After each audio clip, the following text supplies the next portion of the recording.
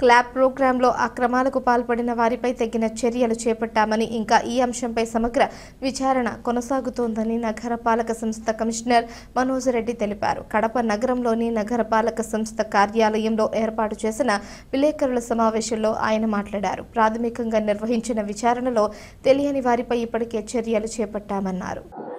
వాటిని కలెక్ట్ చేసి కార్పొరేషన్కి రెమిట్ చేయకుండా ఉన్నారు అన్న విషయం మీద కొంతమంది మీద యాక్షన్ తీసుకోవడం జరిగింది. అప్పుడు ప్రిలిమినరీ ఎంక్వైరీ చేసి వచ్చినటువంటి నేమ్స్ ఆధారంగా యాక్షన్ తీసుకున్నాము. అప్పుడు సుమారుగా 6 మంది మీద, అదేవిధంగా ఎంహెచ్ఓని సరెండర్ చేయడం కూడా జరిగింది విషయంలో. కాకపోతే ఇంకా తర్వాత మేము ఒక ఫుల్ ఫ్లెడ్జ్ సర్వే చేయడం జరిగింది. టీమ్స్ వేసి ఒక 6 టీముల్ని, ఒక్కొక్క టీముల్లో 7 మందిని సూపరింటెండెంట్ స్థాయి వాళ్ళని దానిలో లీడర్గా పెడుతూ నేను కూడా ఫీల్డ్ మీదకి వెళ్ళి క్రాస్ వెరిఫికేషన్ చేయడం జరిగింది, కరెక్ట్గా సర్వే చేస్తున్నారా లేదా అని. దానికి సంబంధించి సుమారుగా 2414 ఎస్టాబ్లిష్మెంట్స్, కమర్షియల్ ఎస్టాబ్లిష్మెంట్స్లో కానీ అపార్ట్మెంట్స్లో కానీ తిరగడం జరిగింది టీమ్స్. సో ఈ 2400కి గాను ఒక 258 ఎస్టాబ్లిష్మెంట్స్లో క్లాప్ యూజర్ ఛార్జెస్ కలెక్ట్ చేశారు గత ఆగస్టు నుంచి అని. కేవలం మేము ఆగస్టు నుంచి తీసుకోవడం జరిగిందండి డేటా. ఎప్పుడైతే గవర్నమెంట్ నుంచి జీవో వచ్చి దీన్ని కలెక్ట్ చేయొద్దని చెప్పారో ఆ టైం నుంచి ఫస్ట్ వెరిఫికేషన్ చేయడం జరిగింది. ఆగస్టు టు జూలై 2024 ఆగస్ట్ నుండి. దాంట్లో చేసినటువంటి 2414 గాను 258 ఎస్టాబ్లిష్మెంట్స్లో క్లాప్ యూజర్ ఛార్జెస్ కలెక్ట్ చేశారని చెప్పారు. 2100 ఎస్టాబ్లిష్మెంట్స్లో దాదాపుగా చేయలేదు అని చెప్పడం జరిగింది. మిగిలిన వాటిలో 2100, 2200 సుమారు అటువంటి వాటిలో చేయలేదు మా దగ్గర అని చెప్పడం జరిగింది. వాళ్ళకి రిపీటెడ్గా కూడా అక్కడ చెప్పాము, ఏదన్నా మీరు దేనికి భయపడకుండా కూడా చెప్పండి, ఒకవేళ దీని వల్ల ఇబ్బంది క్రియేట్ అవుతుందని ఒక దూరంలో మీరు ఉండాల్సిన అవసరం లేదని కూడా వాళ్ళందరికీ చెప్పాము. వాళ్ళు అలాంటిది ఏమీ లేదు అని చెబుతూ మనకు రిటర్న్గా కూడా మా దగ్గర ఎవరు కలెక్ట్ చేయలేదు అని ఇవ్వడం జరిగింది. ఆ 2200 సుమారుగా 2200 వాళ్ళు ఒక 258 ప్లేసెస్లో మాత్రం కలెక్ట్ చేశారు అని చెప్పారు. దీని మొత్తంలో కూడా ఒక 4,20,750 రూపాయలకి మనకి స్లిప్స్ కానీ ఫోన్పే ట్రాన్సాక్షన్స్ కానీ మనం సేకరించడం జరిగింది. ఈ 4,20,750 రూపాయలు కాకుండా ఒక సుమారు 12,19,500 రూపాయలకు సంబంధించి వాళ్ళు రిటర్న్ స్టేట్మెంట్ ఇవ్వడం జరిగింది. మా దగ్గర స్లిప్పులు కానీ ఫోన్పే కానీ లేవు మేము ఇచ్చిన విధంగా, కానీ మేము ఇచ్చాము, ఈ నెలలో వాళ్ళకి ఇచ్చాము, ఈ సో పర్సన్కి ఇచ్చాము. కొన్ని కేసెస్లో ఏ పర్సన్కి ఇచ్చామో తెలియదు అన్న కేసెస్ కూడా కొన్ని ఉన్నాయి. బట్ ఈ విధంగా ఇచ్చామని ఒక 12 లక్షలు, సుమారు 12 లక్షలకు గాను వాళ్ళు రిటర్న్ స్టేట్మెంట్ ఇవ్వడం జరిగింది.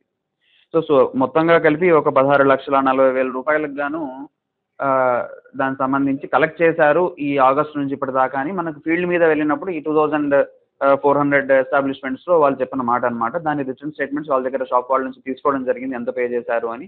ఏవైతే ఎవిడెన్స్లు వాళ్ళు ఇచ్చారో ఆ ఎవిడెన్స్లు కూడా మనం జతపరచుకోవడం జరిగింది. వీటన్నిటి నుంచి తీస్తే మళ్ళీ మేము దీన్ని క్రాస్ వెరిఫై చేసాం, ఎంత అమౌంట్ ఈ పీరియడ్లో మాకు ఆఫీస్కి వచ్చి కట్టారు అని. దాన్ని చెక్ చేసినప్పుడు ఒక సుమారుగా ఈ ఆగస్టు 24 నుంచి ఇప్పుడు జూలై 25 వరకు సుమారు 7 లక్షల రూపాయలు ఈ క్లాప్ యూజర్ ఫీ కింద కట్టారు ఆఫీస్లో వేరు సెక్రటరీస్.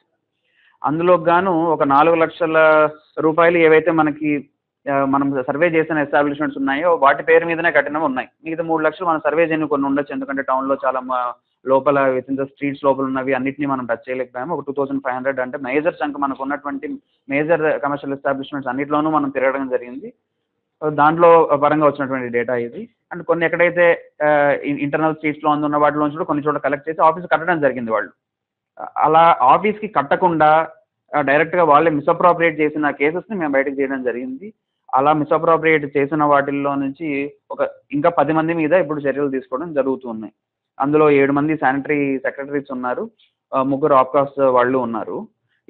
ఇంతకుముందు ఇదివరకే మనం ఆల్రెడీ ఒక 8 మంది మీద యాక్షన్ తీసుకోవడం జరిగింది. ఆ 8 మంది అండ్ ఈ 10 మంది కలిపి అంతా కూడా పోలీస్ కేసు కూడా పెట్టడం జరుగుతుంది.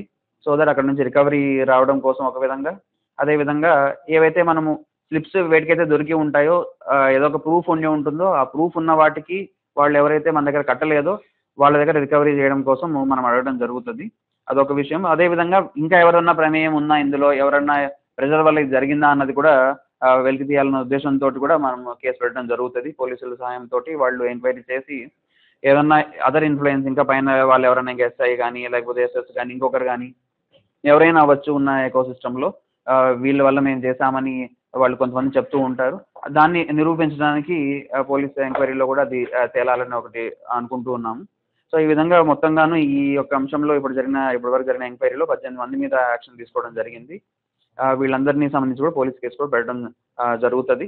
అండ్ ఏవైతే స్లిప్స్ వేటికైతే ప్రూఫ్లు ఉంటాయో ఆ ప్రూఫ్ ఉన్న వాటన్నిటికీ కూడా రికవరీ కూడా పెట్టడం జరుగుతది. సో దీనికి సంబంధించి ఇదొక విషయం అందరికీ చెప్పాలనుకున్నామండి.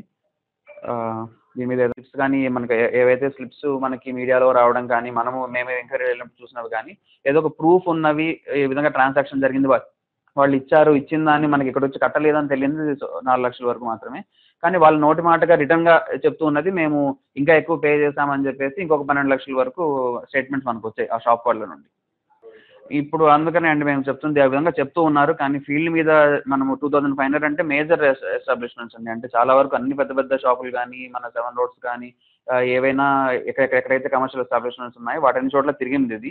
బట్ స్టిల్ ఇప్పటికీ కూడా మనం ఇంకా ఓపెన్గానే పెట్టుకుంటున్నాం ఈ ఐడియాని. ఇంకా ఎక్కువ జరిగిండొచ్చేమో ఐడియాని ఓపెన్గా పెట్టుకొని ఇప్పటికి కూడా ఎవరైనా ఈ విధంగా మా దగ్గర చేశారు అని ఉంటే వాళ్ళు వచ్చి దయచేసి కంప్లైంట్ చేయమని ఇంకా చెప్తున్నాం. ఇప్పటివరకు ఏదో ఒక రీజన్ వల్ల చెప్పకపోయి ఉండొచ్చు మేము వచ్చి అడిగినప్పుడైనా కానీ కొన్ని ఎస్టాబ్లిష్మెంట్స్ ఏమైనా కూడా మేము మిస్ చేసి ఉండొచ్చు ఎంక్వైరీలో. వాళ్ళు ఎవరైనా కూడా నేను త్రూ మీడియా చెప్తున్నది అందరూ కూడా వచ్చి మీ యొక్క కంప్లైంట్ లాడ్జ్ చేస్తే దాని మీద ఎంక్వైరీ తీసుకుని ఫర్దర్ యాక్షన్ కూడా మనము తీసుకోవడానికి రెడీగా ఉన్నాం.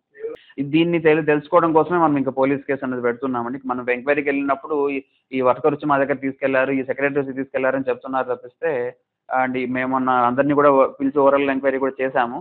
వాళ్ళలో కూడా తీసుకెళ్ళి మేము ఈ ఆఫ్కాస్ వాళ్ళు ఎవరన్నా ఉంటే సెక్రటరీకి ఇచ్చామని చెప్తూ ఉన్నారు. ఆ కేసెస్ సెక్రటరీ మీద కూడా యాక్షన్ తీసుకుంటున్నాము. వాళ్ళు ఒకవేళ రిమిట్ చేయకపోయిన ఉంటే కార్పొరేషన్కి. అంతేగాని వేరే వాళ్ళ గురించి ప్రస్తుతానికి వాళ్ళు ఎవరు మన ఎంక్వైరీలో చెప్పట్లేదు. బట్ పోలీస్ కేసు పెట్టినప్పుడు వాళ్ళు ఫర్దర్ ఎంక్వైరీ చేసినప్పుడు తెలిస్తే తప్పకుండా మనం యాక్షన్ తీసుకోవడానికి మనం ప్రస్తుతానికి షాప్స్కి వెళ్ళి మనం డోర్ టు డోర్ చేస్తున్నటువంటి ఎంక్వైరీ పూర్తయినట్లు. కానీ స్టిల్ ఇది ఎప్పటికీ ఓపెన్ ఎంక్వైరీ అనేది పెట్టుకోవాలని ఉద్దేశంలో ఉన్నాం. అంటే ఎప్పటికైనా కానీ ఓపెన్గా ఎవరు వచ్చి దాని మీద కంప్లైంట్ చేసినా కూడా దీంట్లోకి యాడ్ చేయడం జరుగుతుంది. దానికి సంబంధించి ఇక్కడ నుంచి కూడా కలెక్ట్ చేయండి అని ఇప్పుడే కాదు, నేను అక్టోబర్లో వచ్చిన ఫస్ట్ మీటింగ్లోనే అందరికీ స్టాఫ్కి చెప్పడం జరిగింది. గవర్నమెంట్ స్టాప్ చేసింది కాబట్టి ఎక్కడ కలెక్ట్ చేయకండి అని. అప్పటికి కమర్షియల్ ఎస్టాబ్లిష్మెంట్స్ చేయాలా లేదా అని ఒక కన్ఫ్యూజన్ ఉండింది. ఆ కన్ఫ్యూజన్ కూడా వాళ్ళు క్లియర్ చేయడం జరిగింది ఆ రోజునే. అక్టోబర్లో వచ్చిన ఫస్ట్ మీటింగ్ శానిటేషన్ సెక్రటరీస్లో పెట్టుకున్న రివ్యూ మీటింగ్లోనే చెప్పడం జరిగింది క్లియర్గా. సో మళ్ళీ కూడా చెప్తూ ఉన్నాము, ఎనీ పబ్లిక్ ఎవరైనా కానీ క్లాబ్ యూజర్ ఛార్జెస్ అన్న దాన్ని ప్రస్తుతం కార్పొరేషన్లో కలెక్ట్ చేయట్లేదు ఎటువంటి పరిస్థితుల్లోనూ. ఎవరు కూడా దానికి సహకరించకండి. మీరు కూడా ఏదో ఒక విధంగా భయపడి ఏదో పెనాల్టీలు వేస్తారనో లేకపోతే ఇంకో విధంగా మీకు ఇబ్బంది కలుగుతుంది అన్నటువంటి భయంతో మాత్రం ఎవరు పే చేయకండి. అందరూ కూడా అటువంటి సిచ్యువేషన్ వస్తే ఇమీడియట్గా డైరెక్ట్గా నాకే కాల్ చేసి మెసేజ్ చేసైనా చెప్పొచ్చు, ఆఫీస్కి వచ్చి చెప్పొచ్చు, లేదంటే కాల్ సెంటర్ కాల్ చేసైనా చెప్పొచ్చు. సో దానికి ఎప్పుడు మీకు గ్రీవెన్స్ రిడ్రెసల్ మెకానిజమ్స్ అవైలబుల్గా ఉంటాయి. రికవరీ చేసిన తర్వాత దాన్ని ఒకసారి డిస్కస్ చేస్తామండి. దానికి సంబంధించి కార్పొరేషన్ కట్టాలా లేదంటే వాళ్ళకి ఇవ్వాలా. అవునవునవును నిజమే. వేటికైతే స్లిప్స్ ఉన్నాయో వేటికి రికవరీ చేస్తామో దాని మీద డెసిషన్ తీసుకుంటాం. అదే అండి, మేము ఏవైతే మొన్న వీళ్ళందరినీ కూడా ఎవరి పేర్లు అయితే వచ్చాయో వాళ్ళందరినీ కూడా ఎంక్వైరీకి పిలిచి వాళ్ళ దగ్గర స్టేట్మెంట్స్ తీసుకోవడం జరిగింది. ఆ స్టేట్మెంట్ తీసుకున్నప్పుడు కొంతమంది నేను ప్రతి ఒక్కరితో కూడా ఇండివిజువల్గా నేనే మాట్లాడాను. ఒక 2-3 కేసెస్లో మాకు ఈ సెక్రటరీ చెప్పడం వల్ల మేము కలెక్ట్ చేశాము అని చెప్పారు. ఆ కేసెస్లో వాళ్ళ మీద కూడా మనం యాక్షన్ తీసుకోవడం జరుగుతూ ఉంది. కాకపోతే అలా కాకుండా ఇంకా స్పెసిఫిక్ ఇంకా ఎవరో ఇన్వాల్వ్ అయ్యారన్న విషయం వాళ్ళ స్టేట్మెంట్స్లో ఇవ్వలేదు. అలాంటిది ఇంకా ఇప్పటికైనా కూడా వాళ్ళు ఇవ్వచ్చు. అండ్ ఎలాగో వీళ్ళ మీద ఫర్దర్ పోలీస్ ఎంక్వైరీ కూడా జరుగుతుంది కాబట్టి దీన్ని మనం ఒక వే ఆఫ్ ఒక చీటింగ్ చేశారు, వాళ్ళ దగ్గర నుంచి ఫ్రాడ్ చేశారు కార్పొరేషన్ మీద అండ్ పబ్లిక్ మీద అన్న ఒక ఐడియా తోటి కేసు పెట్టాలన్న ఉద్దేశంలో ఉన్నాము. సో ఆ ప్రాసెస్లో వాళ్ళు ఎంక్వైరీ చేసినప్పుడు వీళ్ళ యొక్క ప్రమేయం వల్ల కూడా మేము చేశామని తేలినప్పుడు వాళ్ళ రిపోర్ట్ బట్టి కూడా